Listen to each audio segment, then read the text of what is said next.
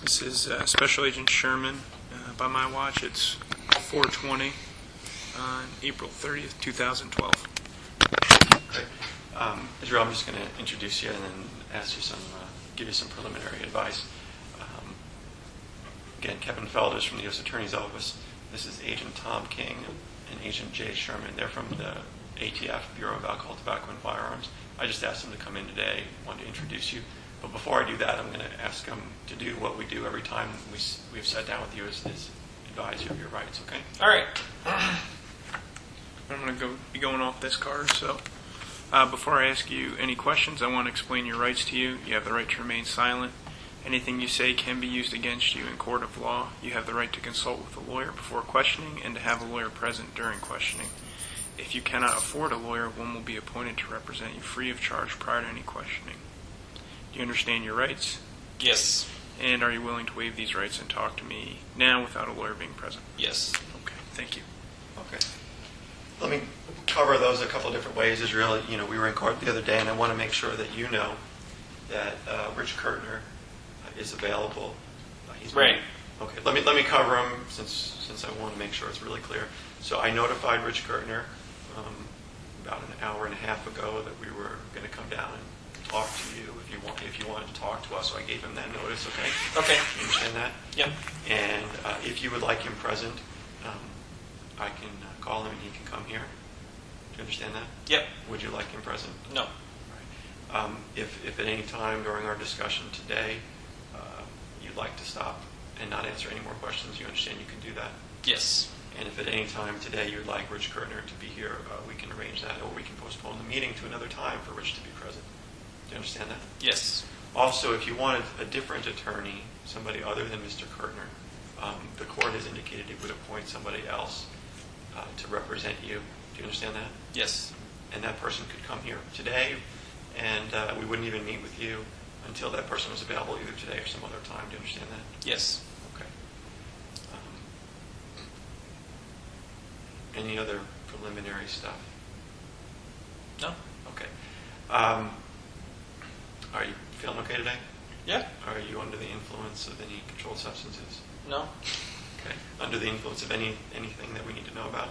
No. All right. Do you feel that you have the ability to sit and talk to us today? Yes. All right. Would you like to talk for a little while? We'll see. Okay. That's what the subject matter is. Understood. Well, what I wanted to do is I want to,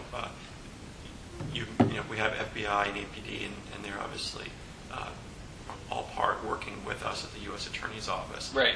And they're not here right now, but I wanted to introduce you to a couple of folks. Are you familiar with what the ATF, the Bureau of Alcohol, Tobacco, and Firearms? You could say that, yes. Okay. And in fact, I told these guys, they're nice guys, okay? Number one, they're not here to, they're not even, you can talk to them if you want to, you don't have to. But they know a lot about firearms, obviously, a lot about guns, and I know you had an interest in that. And, you had the silencer that you made, right? Yeah. Yeah, so they've got some interest in there. But I just want you to know who they are, because they're kind of working on the team of people who are kind of involved in this, all right? Here in Anchorage? Yeah, in Anchorage. Is that These where are you're headquartered? Or? Yes. Okay.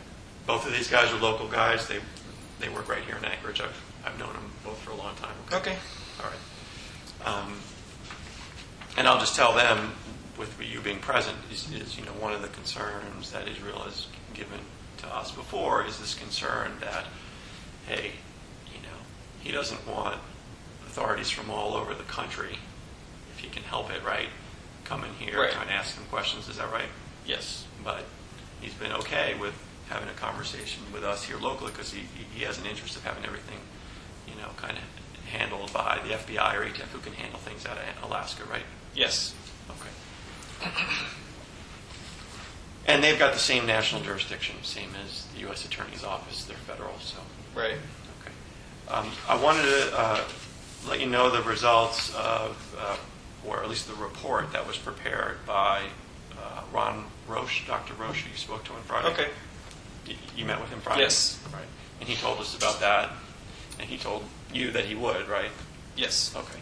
And so he wrote up a letter giving his evaluation that you were, and I want you to take a look at this.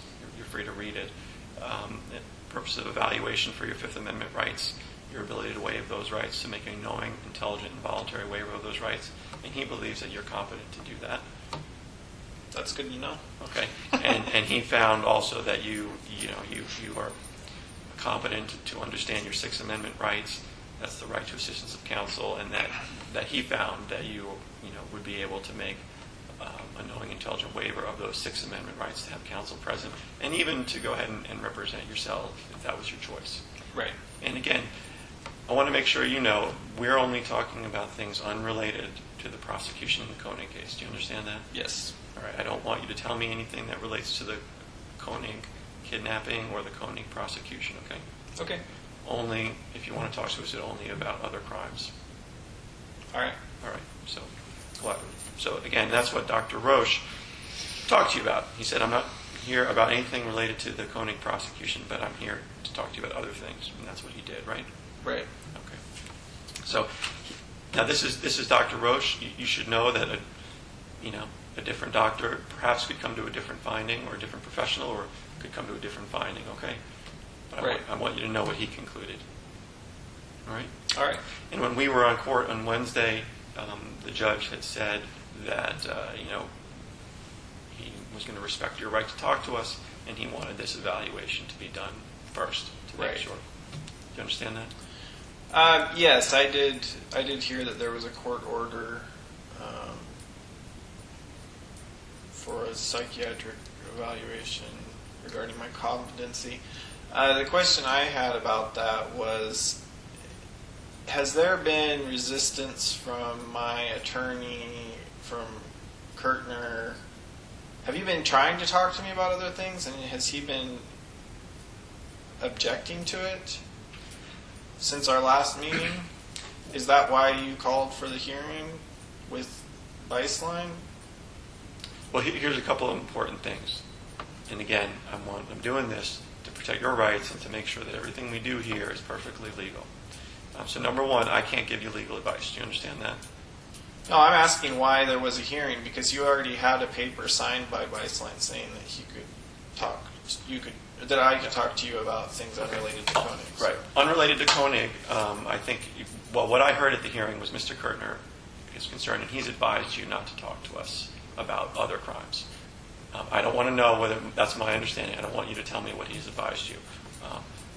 We took it to the judge so that the judge could make a determination to hear from Mr. Kurtner, from you, and from us about what the proper course of conduct might be. Right. And that was the hearing for last week. Right. I can't tell you anything more about discussions with Mr. Kurtner. I don't want to hear about your discussions with Mr. Kurtner. And I'm doing that, Israel, just because we got to do what the judge has instructed. All right. And so I'm not going to give you legal advice. You only can get legal advice from an attorney that the court would appoint, and the court's happy to do that. Oh, I wasn't asking for legal advice. I was asking if my attorney was objecting to our meetings. Well, I can't talk to you about that. Okay.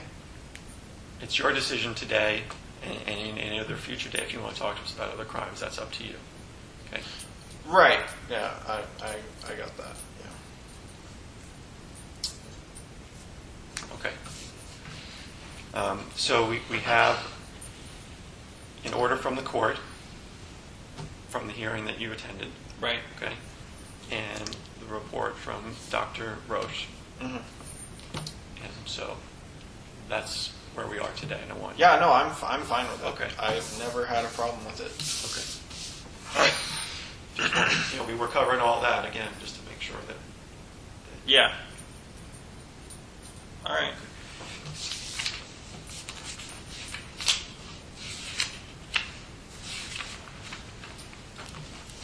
And like I said, I don't want to speak for Dr. Roche at all, but I want you to be aware, and you'd have access to this if you want it. This is the end clinical opinion here. Yeah, I don't expect I'll see anything in there that I wasn't expecting. So. Okay. All right. And this is the order that resulted from the hearing the other day. Okay. All right. So that was. I wanted you to know that. What were the results? I thought you might be interested in that. Yeah. Okay. The other thing that you talked to us about on other occasions when we met with you about other crimes unrelated to the Koenig prosecution was in relation to the Curriers. Right. And that's been one of the bases about which we've been talking, right? Right. Okay. And the Currier case, as you've described it to us, the killing of the Curriers, is also one which we believe we have federal jurisdiction, and which also, carries, as we've advised you, up to the sentence of the death penalty in that matter as well. It hasn't been charged. Right. We don't have all the details, but based upon what you've told us, I've spoken to Capital Crimes Unit. We talked to you about that. Those are the folks in Washington who sort of Right. help coordinate things, and I've spoken to them about the Curriers in your context, and go ahead.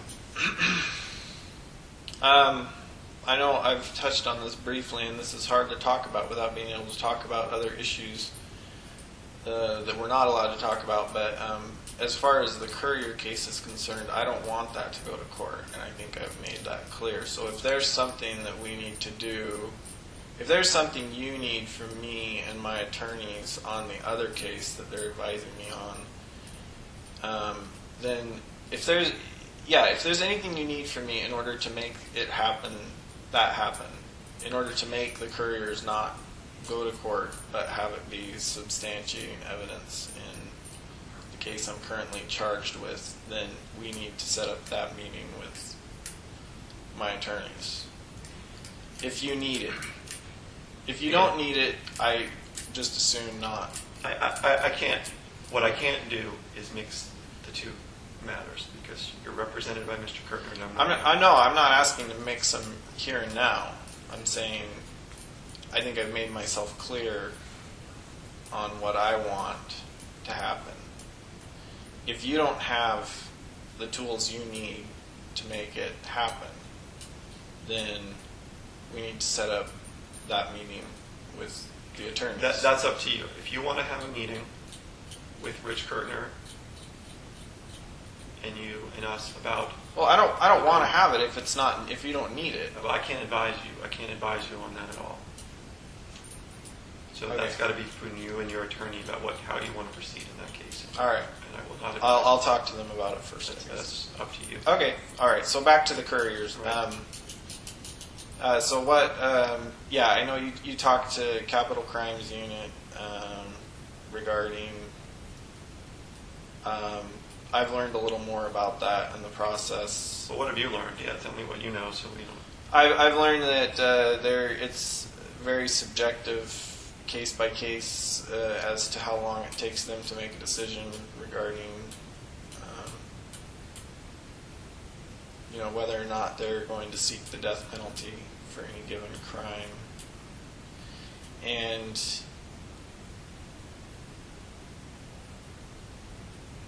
my understanding at this point is that you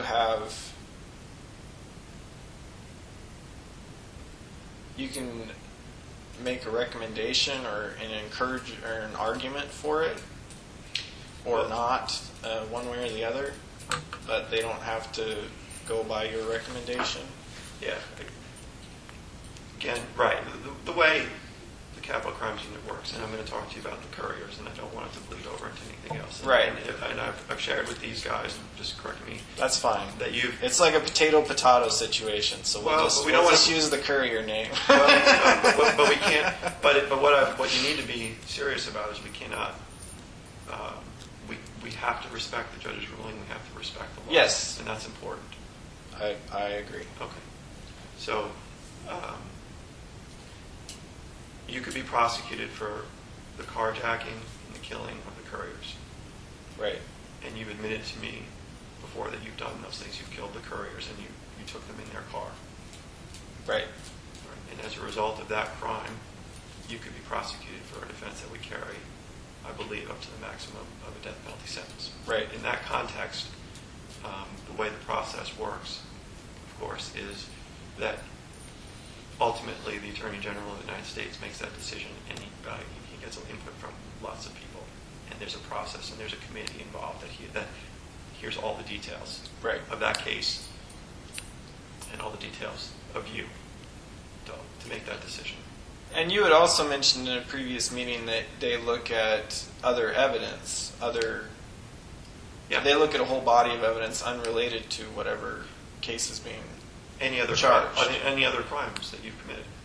Is that only crimes that I've been convicted of, or is that? Because last time I got the impression you were trying to get me to talk about things prior to the Curriers, and you were saying that the more information they have, the more likely they are to. Well, look, I don't have an agenda here about you, but the more they want all the. You better get one. What agenda would you like me to have? You already know. Okay, but you understand, right? That our what's important to us is what? What do you think is important to us? I understand. What's important to you is that you want to do your job, and you want to do it by the book, and you want. I would hope to do it with as little resistance as possible. And like I said last time we had a meeting, everybody sitting in that room last time wanted the same thing. Maybe not the ultimate end result, but I'm not going to drag my feet on anything, and I'm willing to help you get what you need, but there are some things that I want out of it too. Now, if I don't get, there's, I'm in jail regardless. I'm in custody indefinitely regardless. So, I know you're going to do your job with or without my help. My point of view is that if you can do it with my help, and if you are willing to work with me on the few things that I want or would like to see happen, then it can make your job easier. Right, understood. And you're right. We want to do this fairly and properly and appropriately. And of course, come on. Of course, you know that we want to get information about other stuff, right? Right. So. And what we've tried to do so far is, while respecting your rights and your wishes, we've tried to put some of those in place. The evaluation was one thing that you had previously expressed an interest in doing. Yeah, I think it's good that it was And go ahead. done. Yeah, no, yeah, it's good. It'll come in handy. Well, what's important is that the judge said, hey, this would make sense to do to make sure that nobody's going to say later that Israel didn't know what he was doing. Right. Okay. But again, that's in the context of right here. What we're talking about is Right. Curriers and other crimes. Okay. And we tried to do that quickly in respect to. No, I was impressed. You're quicker than certain other people.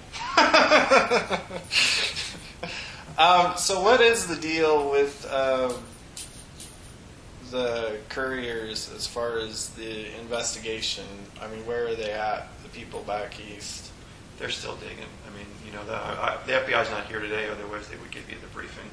But they haven't found the bodies yet. You're kidding. You sure they have the right house? I think so. We could get out Google Maps and go over it again, But This article I read, it said they quit digging like a week ago Friday or something. they're still looking, I guess, is what I'm saying.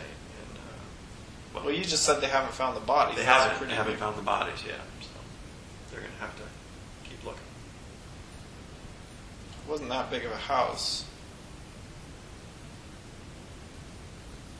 Well, I think what the concern is really is that they may not be in the house anymore. The house was demolished and stuff was carted away.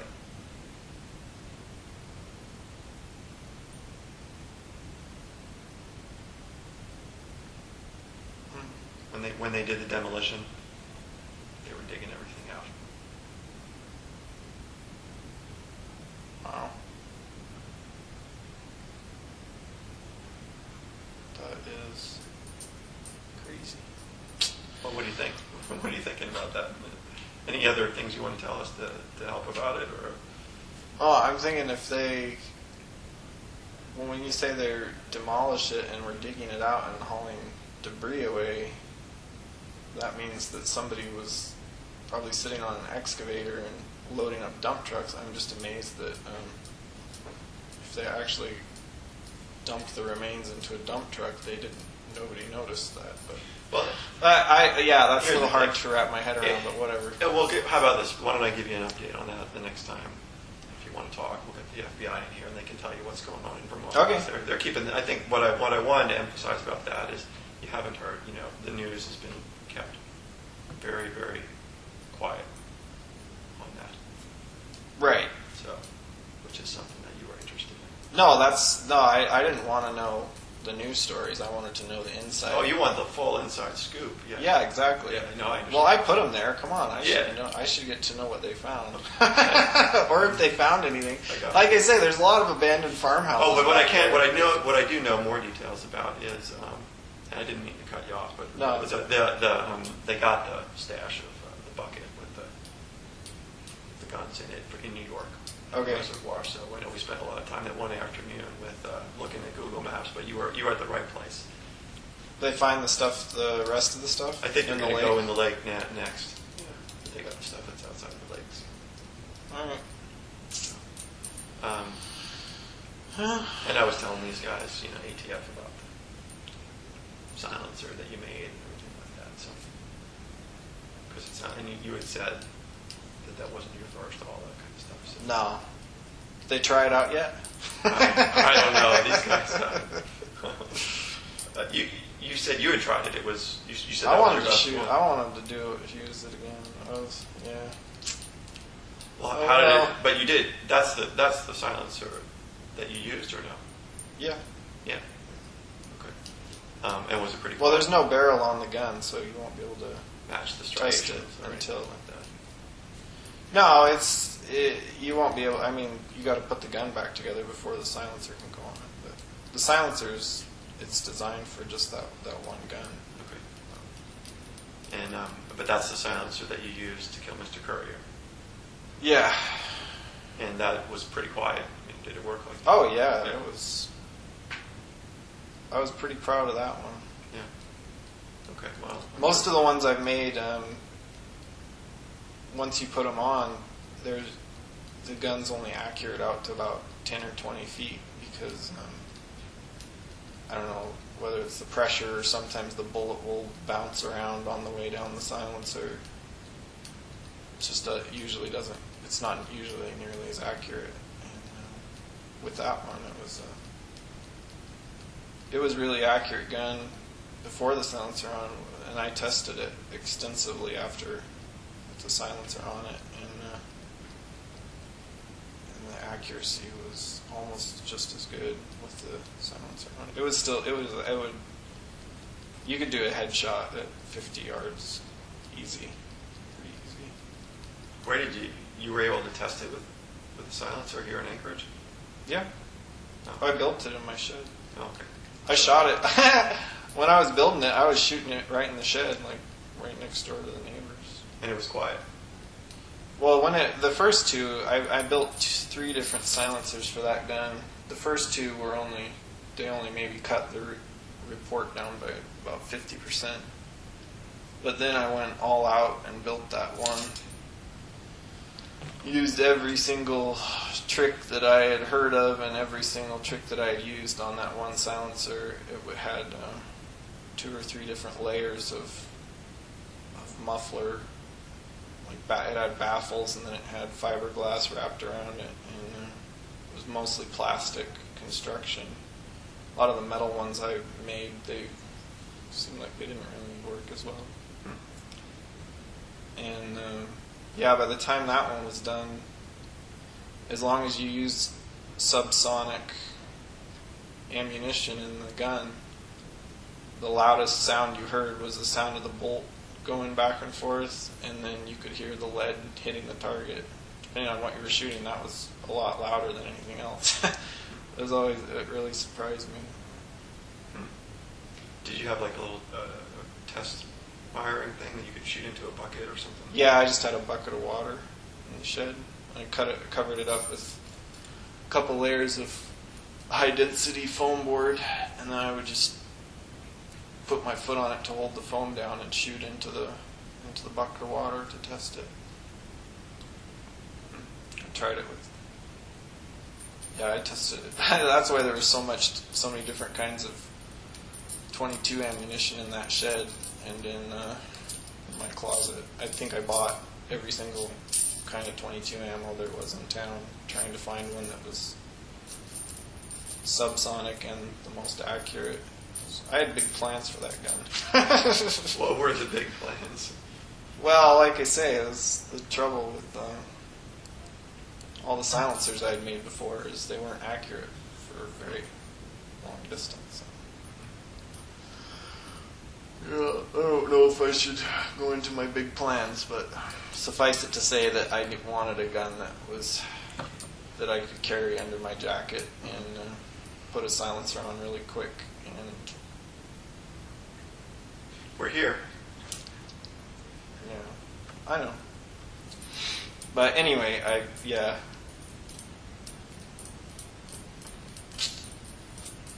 had a lot of work in that silencer. That was my baby, one of my babies. Normally I don't show anybody any of my stuff that I do, but that one I was really tempted just because of how good it worked. It was just like in the movie, like in the movies you see the guns, they always have cheesy sound effects. They'll show some massive rifle that could never be silenced and put a silencer on it. It'll just go. Yeah, that's totally unrealistic, but with that 22, when I finally had the right combination of the ammo and the silencer and everything, it was pretty good. I also had a brass catcher that I had made.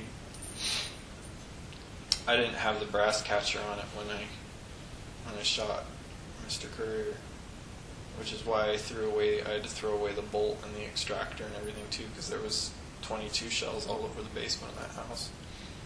And but yeah, I had the brass catcher so that all I'd have to toss was the barrel. The barrels, they're pretty cheap, like $30 or $40. Anyway, I've been working on those guns since that was the first gun I ever had.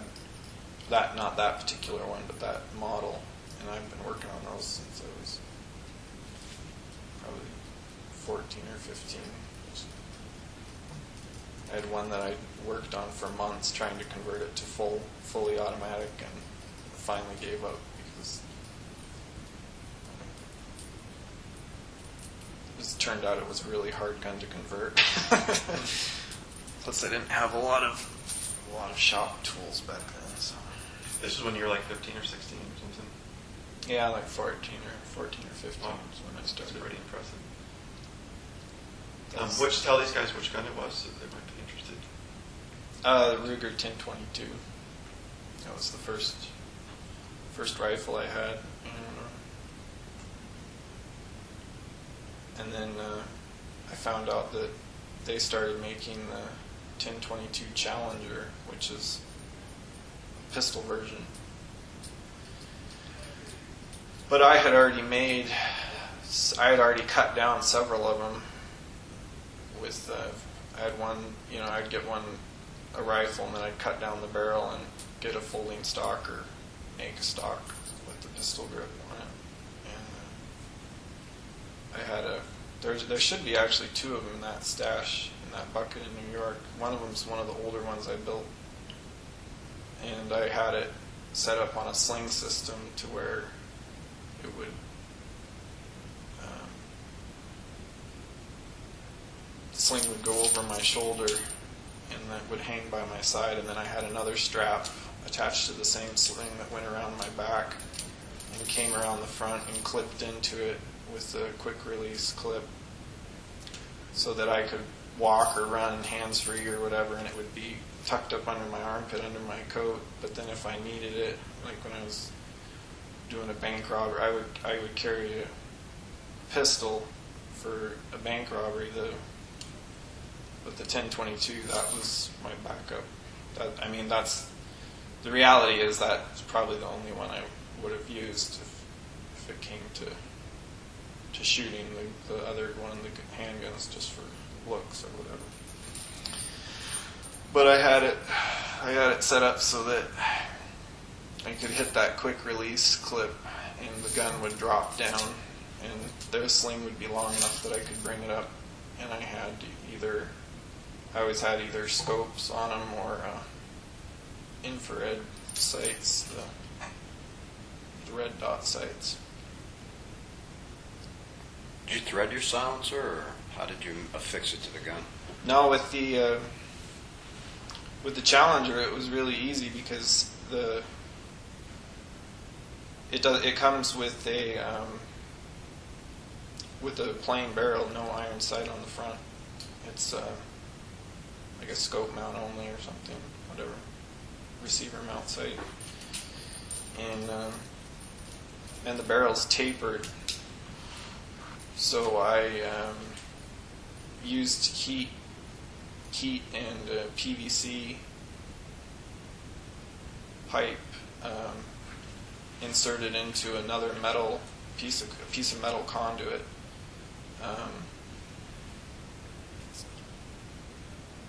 So the PVC pipe was a tight fit into the metal conduit, and then heated up the PVC until it was soft enough to expand, and then drove it onto the end of the barrel. And then once it cools off, just work it off. And then when I put the baffles in, I drill out the baffles first from each side. They were made out of some sort of PVC. I forget what. Some piece that fit into the conduit. And I drill them out from both sides. And then once all the baffles are inserted into the conduit, then you take the barrel off the gun and use a hot rod through the barrel so that it would round out where the path of the bullet would be. And it would melt back the plastic to wherever the bullet would be, and then pull the whole thing apart again, take all the baffles out and re-drill them again to where it was melted. And everything had to be. I was paranoid about. Sometimes when I've been flying out of Anchorage with guns, they want to open. They would open the case and look at everything, and I was paranoid about putting it in the gun case and flying with it, because I had like 50 round drum magazine in there and a bunch of other, they were just scary looking set of guns, and I didn't want to have a silencer in the mix too, so I had to have all the pieces numbered, like where they went in the silencer, so that it would go back together exactly and still be in the right alignment. I took them all apart and put all the pieces in a bag of plumbing parts and threw it in with a bunch of my other tools in the suitcase. So that it would look like just normal, everyday stuff. But I was always too paranoid, because by then, Anchorage, they don't even open the case. They just run the little swab. I guess all they look for is bombs and then x-ray it, and then it's considered clean. But So when you went down, when you traveled to, was it Illinois on the Currier trip, right? yeah. Did you take the silencer with you? Yeah, that was the trip I took that one down, yeah. But it was in pieces. Yeah. Yeah, it was all. It was, yeah, I don't remember when I put it together. I was fishing and goofing off in the woods for a few days before, so. Before you went in. Before I was in Vermont, I was in, I stopped in a couple other states. I was in New York for a while fishing, and I had that gun. I didn't have the other guns yet because they were still buried in Vermont.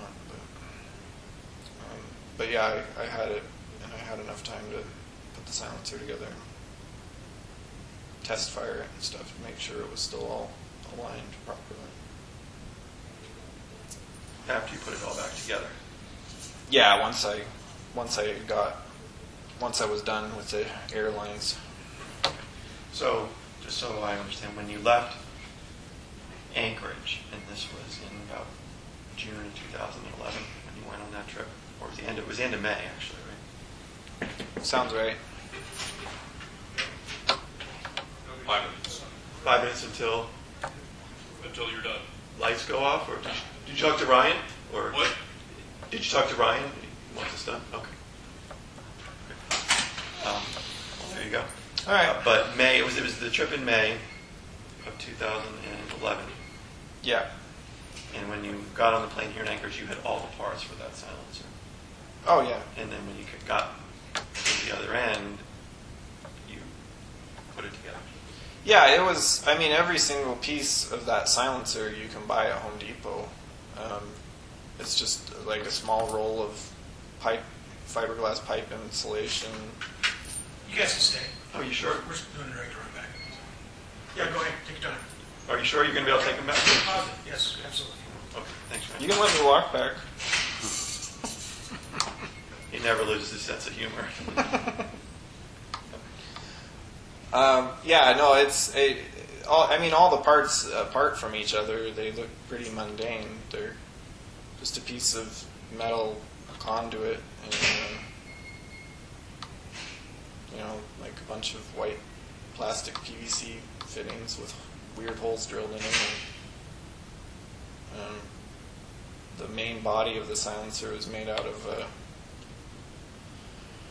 a shop vac tube. That's what the outer baffle was. That was the part that was the inner part had the plastic baffles in it, and there's the metal tube. That was the structural support. I had tried building silencers out of all plastic before, but once they heat up, they start to bend and move, and then next thing you know, you got like bullets bouncing all over the place. And so I used that metal conduit. That was the center, like the backbone of it, and then everything else was kind of wrapped around the outside. The fiberglass wrapped around the outside, and then to make it all look pretty and keep it self-contained, I had that shop vac wand extension kind of thing that slid down over it. And it was pretty slick once it was done. I mean, I could take it apart and then have all the pieces. It would only take me maybe 10 or 20 minutes. All it took was a screwdriver, 10 or 20 minutes to put it all back together. Which turned out to be a good thing because after I ran, I don't know, maybe 100 or 200 rounds through it, the fiberglass wrapped around the conduit, because the conduit had holes drilled through it, and the muzzle blast would blast out through the holes and tear up the fiberglass pretty good. If you were doing like rapid fire, it would get pretty hot too. So yeah, I messed around with it quite a bit. And you said the accuracy for distance with this one, you could actually get this one to be accurate for a long distance. Yeah. Yeah. How do you know that? I mean, how could you test that? Oh, I shot it. I mean, I took it up in the woods out in Chugach, and I had a whole target system set up there. I had, I'm going to give away my grand plan here, but I had a moving target system to where I could trip the target and it would start rolling downhill on a pulley, and it was just a piece of printer paper, but then I would put a black mark, like spray paint a black mark about that big for an aim point, and that's what I was shooting at with it at about 50 yards. And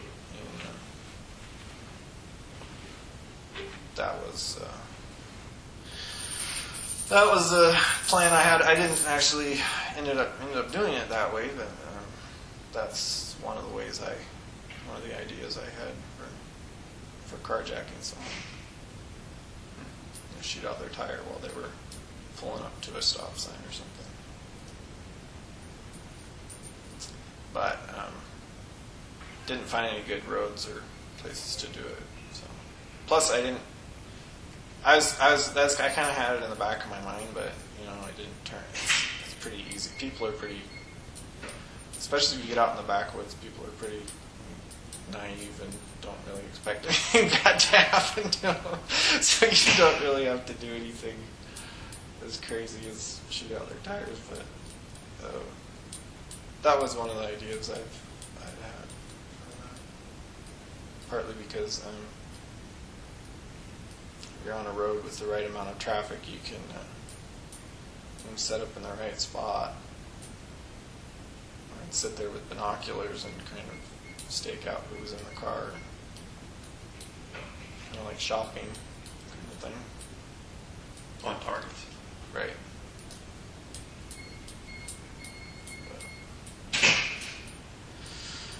But anyway. Wouldn't that draw attention, the shooting out the tires thing? I mean, they might not know who shot him out, but once the car... Well, it's in the evening and there's not a lot of people around. It's on a backwoods road that gets a car every 5 or 10 minutes. You shoot out someone's tire, if she's by herself, and she doesn't have much choice but to stop. And if you shoot it out with a 22 in the sidewall, she's going to have to stop probably within half a mile of where you shoot it out. So that was...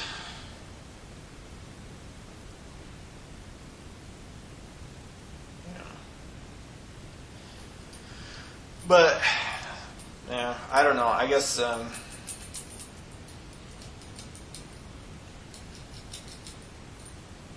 that was part of the plan I had for why I wanted. There were other reasons why I wanted a silencer that was still accurate too.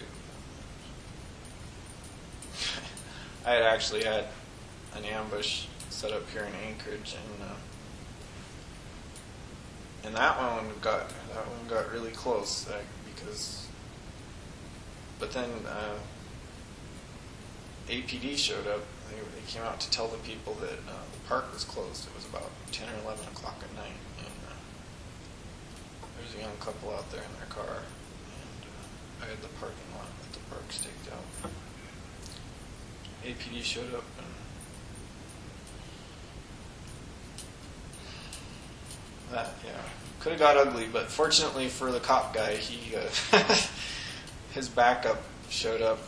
And I mean, APD is really good. Like they're really good. Like all by the book and stuff. And that's about the time that I decided to get a scanner, because I almost got myself into a lot of trouble on that one because I had no way. I didn't think that he would call in backup just for some kids sitting out in a park, and almost pulled the trigger even with him there, and that would have got really ugly really fast. But anyway, well, as soon as his backup showed up, I decided I better call it a night, and got back on my bike and took off. And that was that Elderberry Park, or where was that?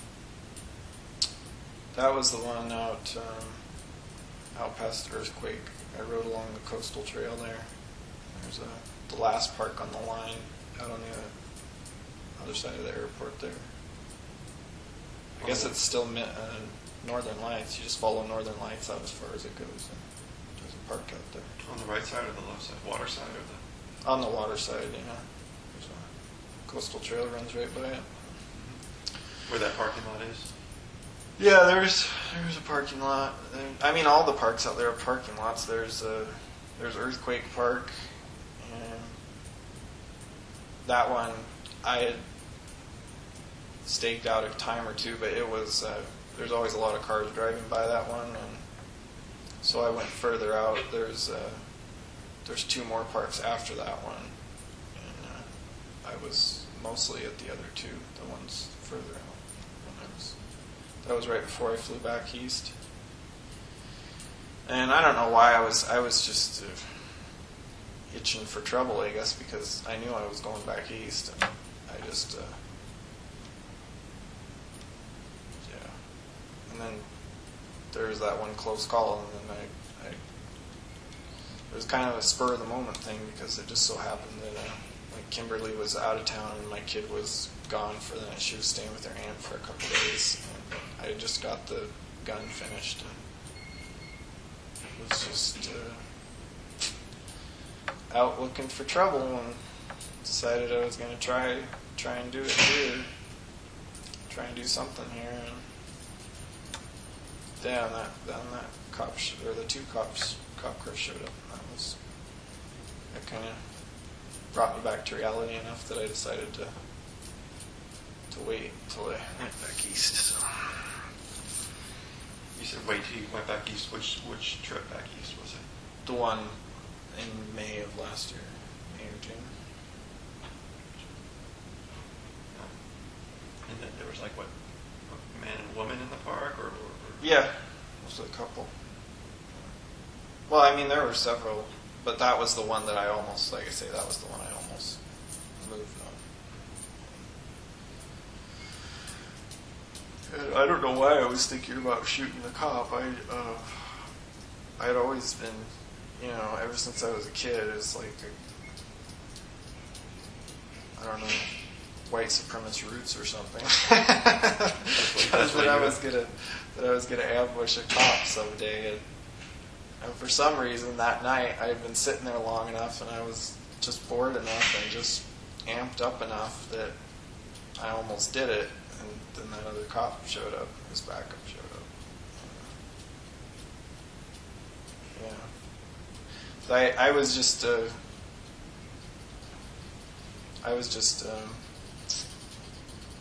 really psyched, I guess, about the gun, and just kind of started thinking about what it would be like. It was like you wouldn't even hear, if I had shot him, you wouldn't have even heard anything. You just would have been standing there at their window 1 minute, and the next minute you would have just been on the ground. They wouldn't have even known what happened. I mean, nobody would have known. You wouldn't have been able to hear anything. But fortunately for everybody there, it was like the other guy showed up. I just decided to get back under control for a couple more weeks over there. until you went to on the main trip. Yeah. Was that the grand plan that you were referencing earlier? Oh, I have hundreds of plans. I followed through on all of them, but that was. I already had guns back east. I started building that one here with the idea that I would be using it for something here. But like I say, after staking out several different places, not just here, but in Eagle River and like at Glutna and a few other places I had in mind for doing something, I decided that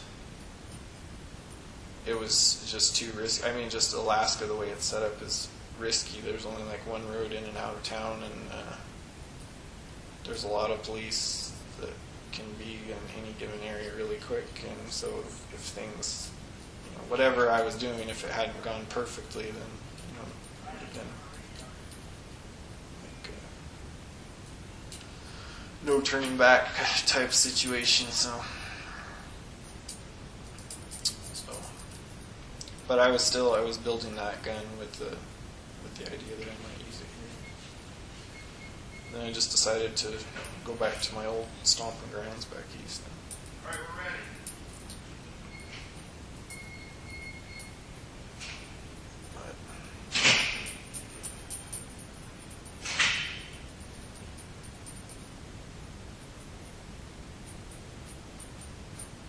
But anyway. So that was going back to you had referenced grand plan a couple times. Is that something different than what we're talking about? Or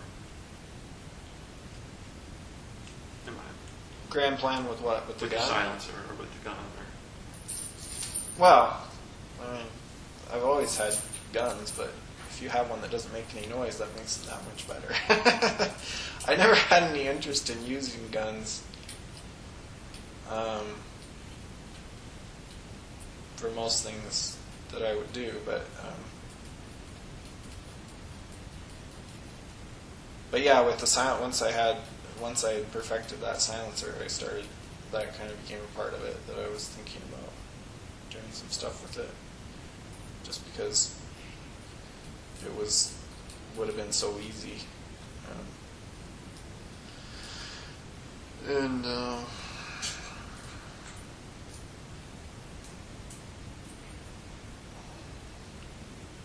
But no, I wasn't. The gun was just some. I mean, I've got guns all over the place. So. For the most part, they're just tools that I use. That's pretty much how I would look at them. But that one was different. That one I was determined to do something big with.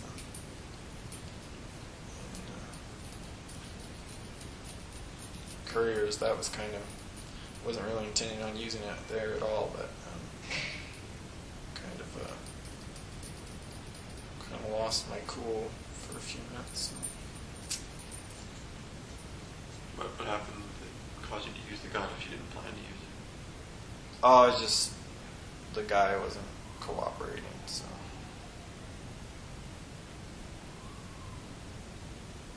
There had been a couple other things that night that went wrong and kind of stressed me out a little bit. But I mean, I had the situation back under control, but then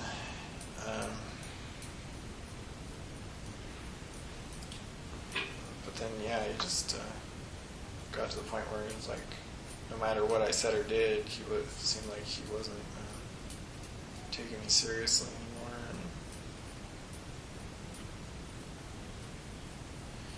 some people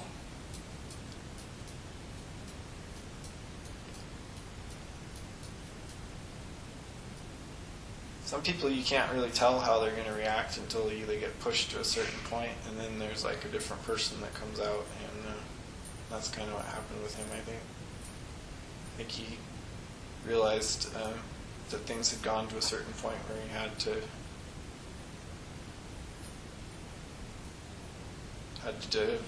take a different tactic with me and dealing with me. And whereas up until that point he had been like trying to talk me out of it or something, and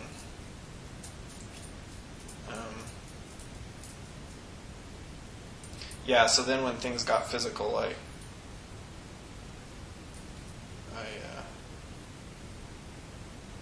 that pissed me off because there's like there's always the specific way I wanted things done, very specific way I wanted things to happen, and I have the whole thing planned out. I have everything I need to do it, and so when somebody messes up that plan, and it kind of even surprised even me that I lost control that way, because there were any number of ways I could have dealt with the situation, but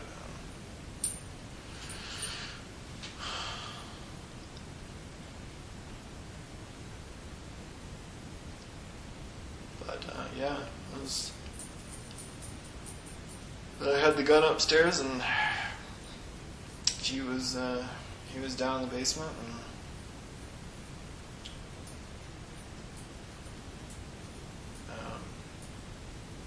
tried a few other things to get him under control. It's not like he was going to beat me in a fight or something, but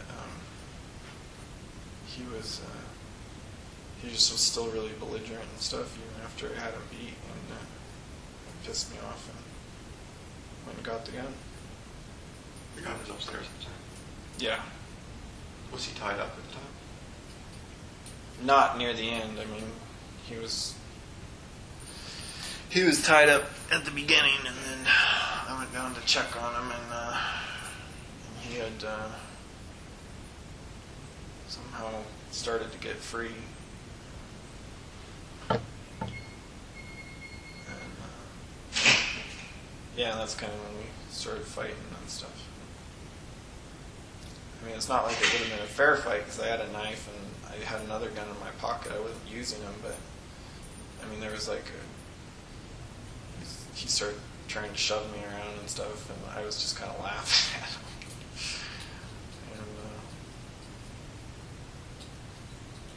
But yeah, then it pissed me off because I couldn't get him overpowered enough physically enough to the point where I could tie him back up. Because all I had were cable ties. So short of knocking him out, he wasn't going to let me tie him back up again with cable ties or duct tape or whatever. So that pissed me off because that was what the plan I had for him was to have him tied up downstairs. Yeah, so then when it became obvious that wasn't going to happen unless I could figure out a way to knock him out or something, then that's when I lost my cool and went and got the gun. What was he doing when he went and got the gun? I mean, why didn't he? I don't know, he was just standing there, I guess, waiting to see what I would do. It was pitch dark in the basement.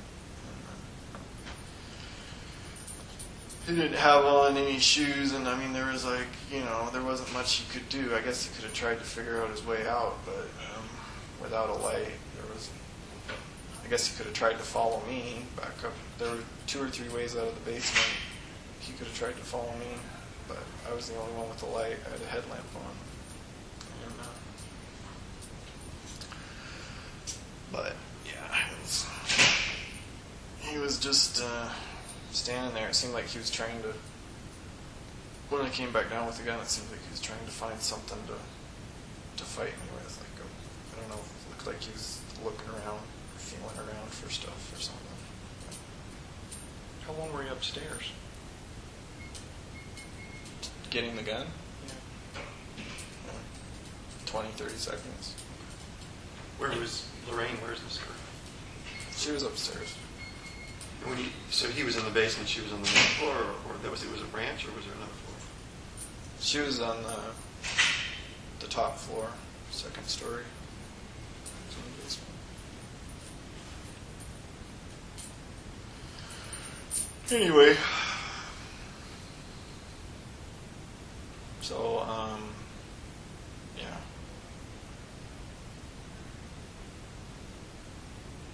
That's really weird that they haven't found anything yet. Well, we'll let them give you the update. Maybe I didn't do it. I told you, man, I jumped the gun on that one. I figured I was like, man, they're gonna, because I was supposed to be right about now. I was supposed to be back east again. I was thinking, man, that property's probably still for sale. Somebody's gonna walk in there and find this. It'll be all over the news back there. Anyway, whatever. Does it matter? No, it doesn't matter.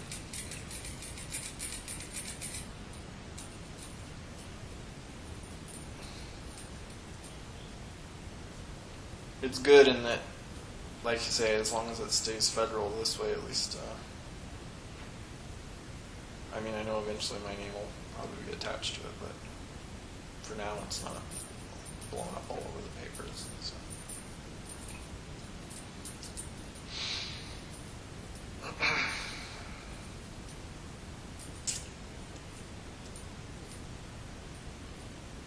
Well, that is a good thing about it being federal. We're able to have some control over that.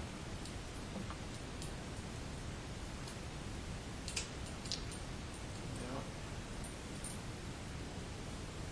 So are you originally from back east? No. You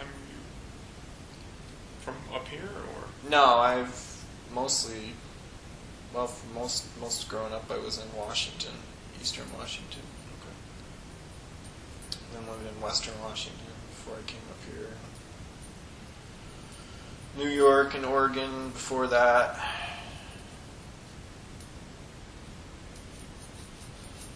You lived in New York for a while? Yeah, upstate New York. What part? What town? Up by Malone.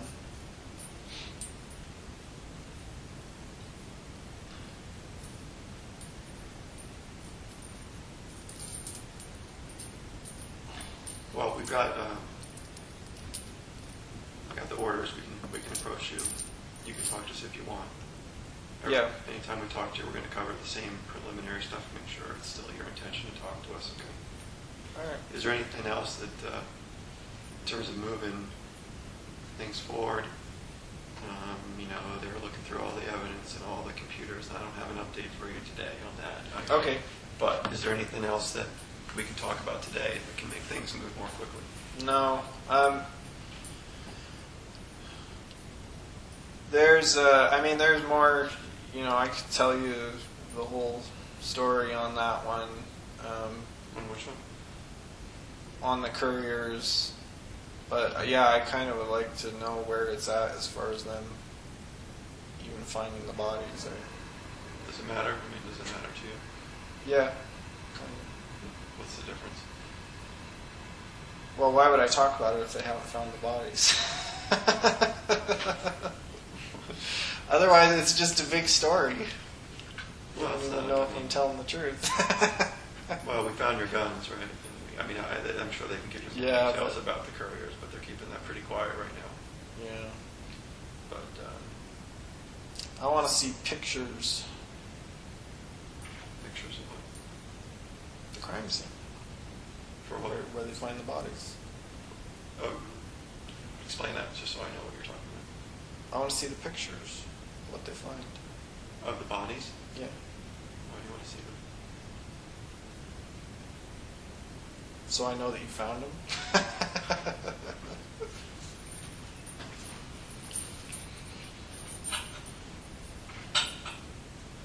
Because you're interested in seeing the pictures, or Yeah.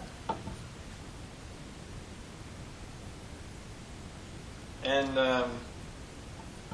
but another thing I wanted to talk to you about before we go over anything else, and before we get any new information, Kimberly, I want Kimberly to get some of her stuff back. Unless you can think of a reasonable explanation for me as to why she doesn't have it back already. I kind of thought that was what stuff is that? implied when I said you need to start being nicer to Kimberly. Well, we've been staying, as you know. I know you've been staying away, but you still have her car, and it's been a month, and she just doesn't have her. She still doesn't have her phone. She doesn't have her cameras. There's a lot of stuff that you have for, whatever reason. To me, I can't think of a reasonable explanation as to why you still have it, especially since most of it wasn't involved. But yeah, at a minimum, before we talk about any more new information, her car back, her phone, so she can get her contacts off of it, and at least one of her cameras. There were 2 cameras that she had that were hers that I've honestly never really even used, and they were taken in the search warrant. Get those back to her too. Well, you probably know. I'm going to ask you a question about that in a minute, so we can follow up on it. But without knowing the answer to that right now, you probably know that when they seize evidence in the search warrant in any kind of case, they keep that stuff until the case is over. I don't want to talk to you about Koenig, so I'm not going to talk to you about that. But I will follow up on that stuff that you just mentioned in terms of getting stuff back to her. Right. Well, like I say, I'm not in a position to play hardball, but like I say, with my help or without my help.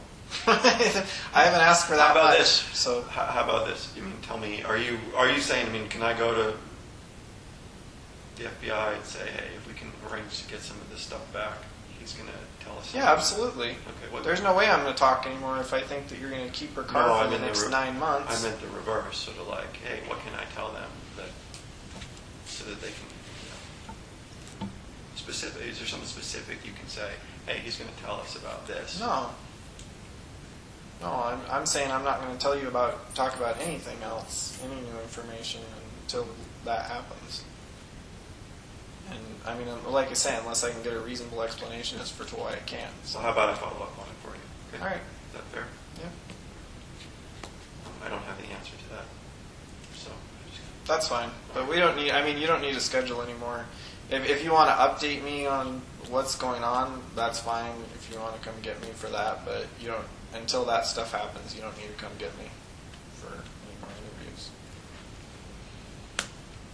I mean, you can if you want, but I probably No, won't it's up say to you. anything. You want to take me for a free ride, but I don't want to waste This is your all. time, This so. is up to you whether you want to talk to us or not. You know what I said. I mean, that's what we came in here today. It's Yeah. up to you.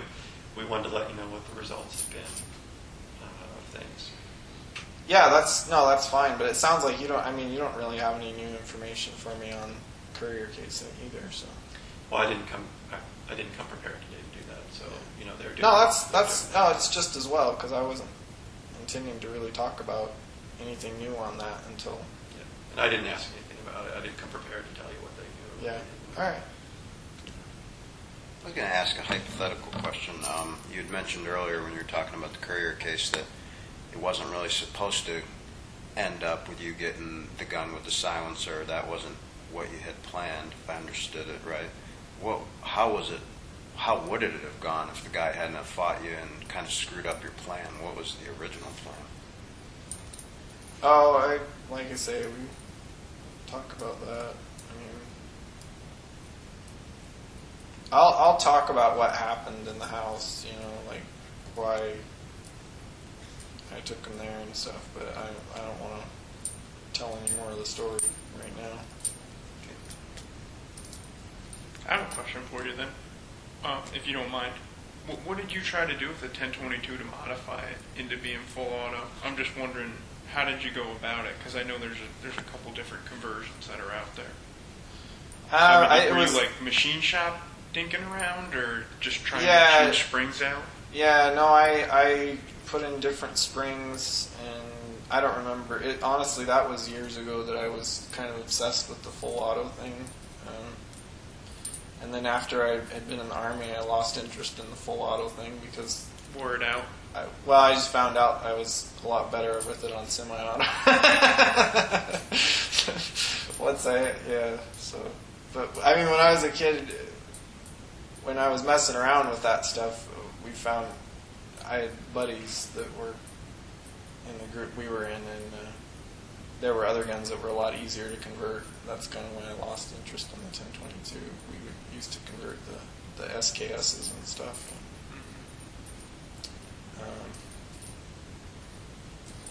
But the 22, I guess the reason I was always wanting to full auto 22 was because how easy they are to control. You can, like, even that Challenger. Actually, when the silencer was on that Challenger, if I pulled it right up to my shoulder on the sling, you could, I mean, pretty much get rounds as fast as you could pull the trigger. There was virtually no muzzle rise or recoil at all. It was like shooting a rifle, but it was like a pistol. There was no stock on it. So yeah, I don't remember though exactly what I did. I remember that first 1022 I was messing around with.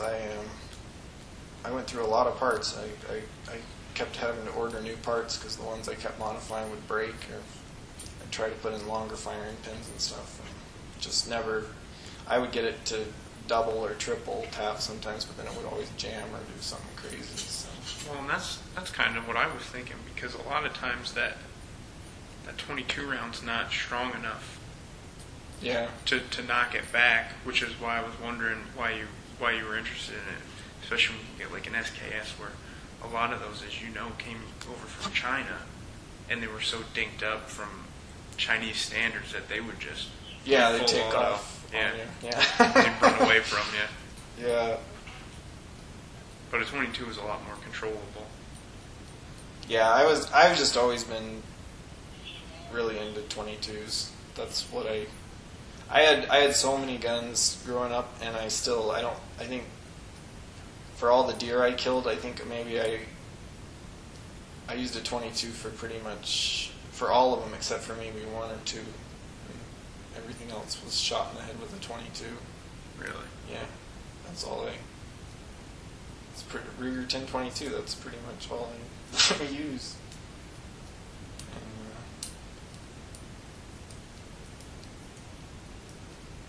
Yeah, I had once I got a bunch more guns. I like I say, I shot a couple deer with the other guns. I started doing it conventional way. Like, I think I had a 30-30, and SKSs and stuff. But yeah, after doing just 2 that way, and it's like how messy it was compared to a headshot with a 22, it was like, just go back to Old Faithful. Are you talking blacktails or whitetails or mule deer? Well, we had Or all 3. We had all 3 in Eastern Washington, but it was mostly whitetails. Oh, yeah. Yeah.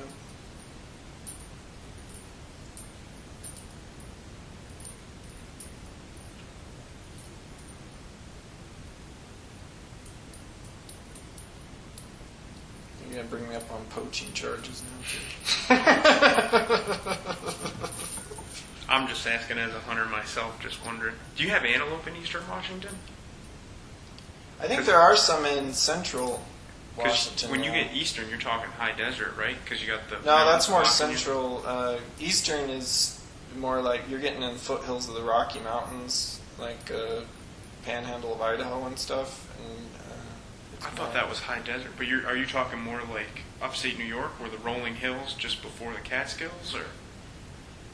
No, Eastern Washington. No, that's what I'm saying. But the terrain, I thought it was all high desert No, over it's there. it's mountains. There's mountains 5,000-6,000 feet around Colville, Spokane area. It's not till you get further west and south and west, down like around Yakima and Tri-Cities area, Okay. where you get into that really dry, hot, more like the high desert flat. You could call Spokane. Spokane is kind of like a cross between the two. It gets hot there, but there's still some woods.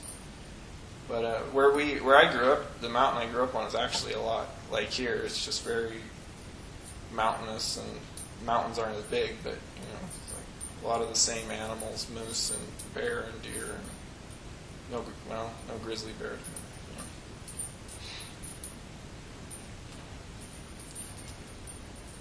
Yeah, that's right. What was your MOS in the Army? 11 Charlie.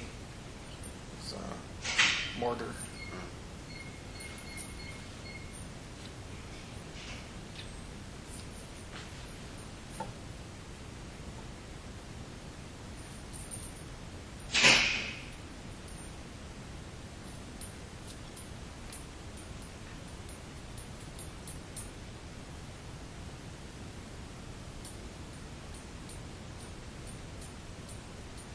Any other questions for us?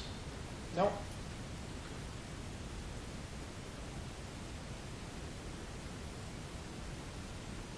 So you want me to follow up on those 3 things? Yep.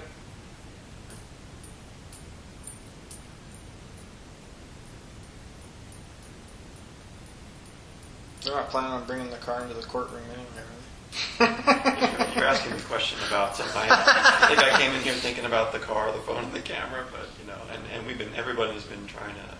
No, I know you've been courteous since So, since I started talking, but there's a little more to it than that. She still needs her stuff back, so. Well, now you raised it, and I can follow up on it, right? Right. Reasonable. Absolutely. Okay. Want to keep a dialogue going, right? Well, that's up to you, right? Yeah. Oh, I'm all for it. Nothing gets done unless I talk, apparently, so. Well, remember what we said before. You have a lot of control over that. Yeah, I know.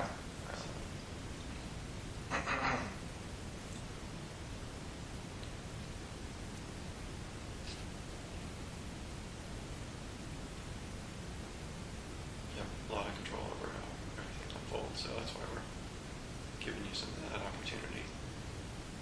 Because obviously, we see some benefit in that, right? You see some benefit in it, so I think to the extent that we have a mutual interest, Yeah. then we can work together on those things.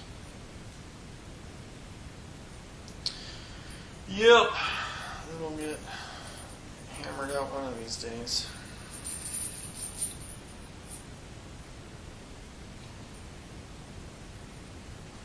Still don't think I believe you, though, that was the wrong house. I don't think I don't think it was the wrong house, is true. I don't think it was. Is that what you thought I said? No, I don't think it's the wrong No, house. I was thinking if they haven't found anything yet, then that should be the conclusion that they're coming to by now. So they must have No, I found don't think something. they had the wrong- Yeah, no, I don't think they had the wrong house. Was he wearing some glasses? Do you know? Probably. Okay. So you do know a little bit.